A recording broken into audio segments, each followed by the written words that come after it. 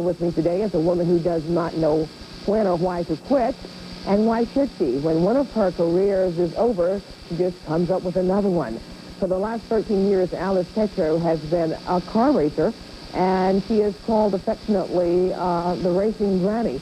Tatroe says one of the things she likes best in life is driving a car, and driving it real fast. She is called the racing granny, and she says she's still waiting to win that big one. Good morning. Good morning. How are you? I'm just great. Well, Alice, now tell me, why did you decide to start racing cars?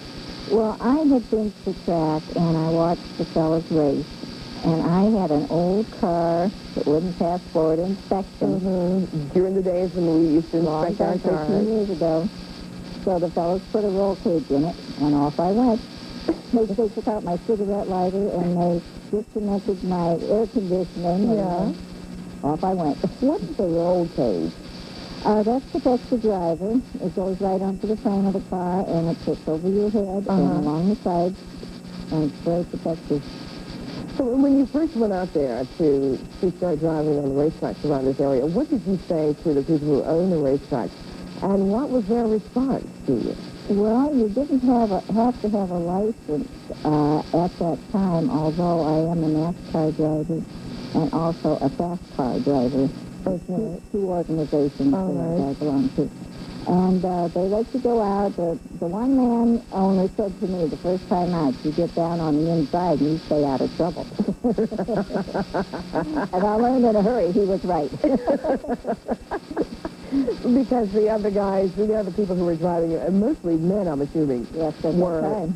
Yeah, and they were really, they didn't take any hostages, did they? No, really. Every man for themselves, including me.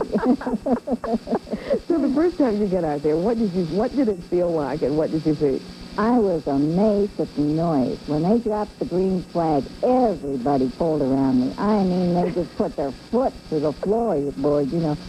And the noise was astounding. It must have really caught my eyes. But I loved it. Oh, I said, this is racing, you know. Yeah, so when you finally got your foot from the clutch and the brakes and onto the gas pedal, what happened? Did you, how fast did you go, or how did you come in? Since we don't have any speedometer or anything, we don't really know. But at this time in my life, we're doing about 115 miles an hour on the straightaway at Smyrna Speedway. Yeah, yeah. And speed is relevant because I race a little quarter-mile track. And that's just a little bull ring over there in Biswell. It's Speed World. And there's a lot of banging and moving people around over there. I've got to ask you now, since you've begun doing this here, other women have come on to the tracks as drivers too, have they not? Yes, they have. I'm really pleased. You know, I've had young girls come up to me and said, I saw you, you know, when you were 55 or whatever age. And they said, we figured that if you could do it at that age, old lady, you know, I think I can do it at my age. Yeah, I'm 22, you know. Yeah, so they just figure they can come out there and give you a run for the money. It makes you feel good. It encourages them to at least try. Sure, you it know. does. And we have some really good lady drivers out there. It also says another thing that when you get over 20, you don't have to sit down and forget about enjoying things. You are really doing what you truly enjoy. Is that right? Oh, I'm having a ball. I'm having such a good time with this. And I'm meeting so many nice people. Yeah. And what would you say to people who think that after you reach a certain age, you've got out of respectability? You've got to stop doing what you like and kind of do what society dictates for you. For myself, I feel as far as my racing goes, that as long as my eyesight is great and my coordination stays great, that I'll carry on with it. I don't want to go out there and be a moving roadblock. Right.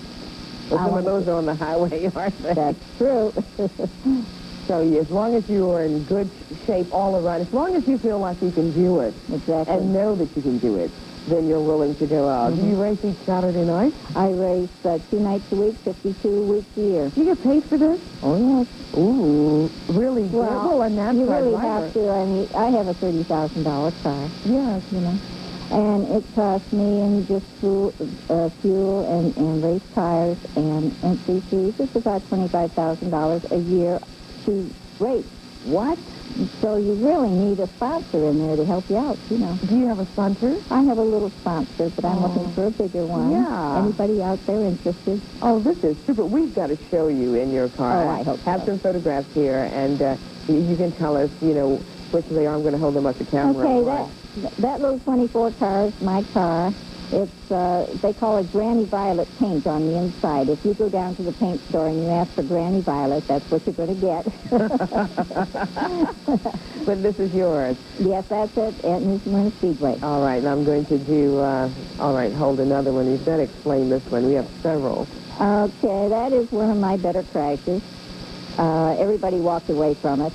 But a man had spun in front of me. Yeah. And I was hit from behind and pushed up under this car. Good Lord, did you get hurt? No, nobody got hurt.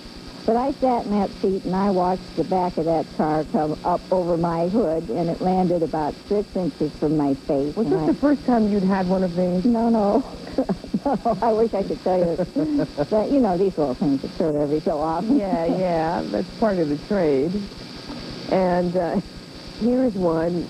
I'm not laughing at you, Alice, but this is a wild here's one ride. where you are kind of up beside the wall. That was a wild ride. I looked down out of my window and watched the concrete go by. Oh, my goodness. You were on two Now, I wheels? want to tell you, Rebecca, in all of these accidents, I had help.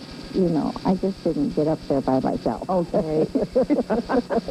Who helped you up here? It wasn't really bad driving on my account. Okay, now I'm going to show this one, and I don't know if this was an accident, Yeah, the result of an accident. Yes, you can see the roll cage in there, and another car and I got together, and it was a really violent wreck. It was a really bad wreck.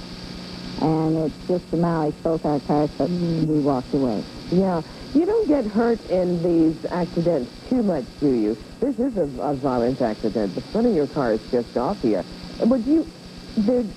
I'm looking at vacant sides here. Is that the way the car is, or is this... No, that's all the body work has all been peeled off of it, and it's laying on the track somewhere. I hit him so hard that I knocked the weights out of his car, and he went flying down. Goodness, how did you do that? He spun around in front of me, and I had no place to go. Yeah, and so you just let him have it. Oh, yes. Not by choice, but I know. That's racing. That's what they say. That's racing. This gives you... What did you want to be when you were a young kid? A kid. I mean, young kid is a redundant. Yeah. Well, when I was younger, when I was 17, I raced hydroplane boats professionally. My cousin was Ohio State champ and national champ in hydroplane racing.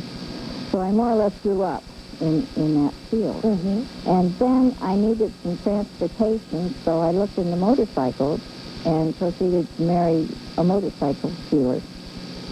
And he became one way to find a husband is... Yeah, he was a professional motorcycle racer. Yes. So I've always had this racing in my blood. My mother gave me piano lessons, but honestly didn't take. And you never played the piano? Oh, I played the piano, but not by choice. But because you wanted you to. Right. What about your kids now? Do they feel safe with you being out there twice a week racing cars? They're apprehensive. I can't tell you any different. They are. They worry about it.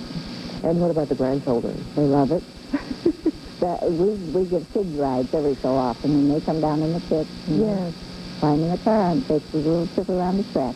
How does one get to the point where one has the nerve to go out on a speedway and drive at in excess of 100 miles per hour? Well, you know, you can go to school for this.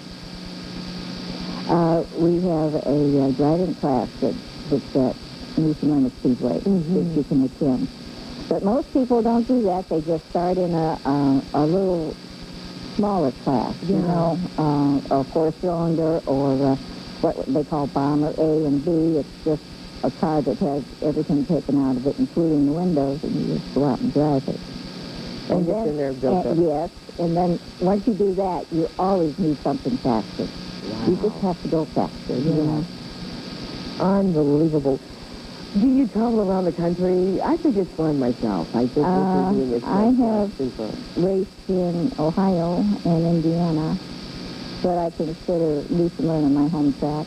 Are you the most mature driver we've got in the United States today doing Yes, this? and I'm going to go for the Guinness Book of Records. Are you really? I think I will. How do you do that? By gathering up the most number of miles raced, or what? No, I would like to go for the oldest lady in competition. Oh, okay. Mm-hmm. What about in other countries? Do you think there are other... I haven't heard of any other very mature women in other countries racing. Have you? I had, last year I had a Swedish TV team who stayed with me during the Speedway. Mm-hmm. And they taped me, and I was on Women in Sports in their country over in Sweden.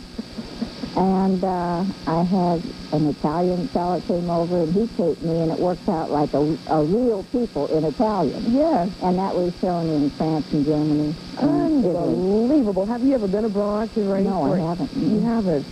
This is fascinating. But I was flown out to California in October, and I was on the Roy Schaefer show, which is on the Channel 35 Fox. Oh, okay. With Don Bellarice. Oh, my goodness. And I had such a good time. Don was a funny guy, wasn't he? Oh, yes, he is. Did he cook any food for you?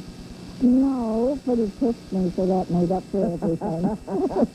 We all have to have those kisses. Little hugs and kisses now and then. Every now and then. We kind of need those kinds of things. The next 10 years, if you had to give up racing, what would you do then?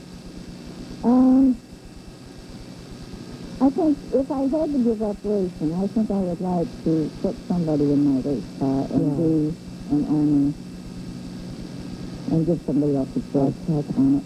Why is it so, is it very difficult to get people to sponsor? Oh, yeah. I mean, you really have to work at it. And I have really, truthfully, been so busy that I haven't looked at it, but I have a few things in fire. Right, and for 13 years you've been doing this.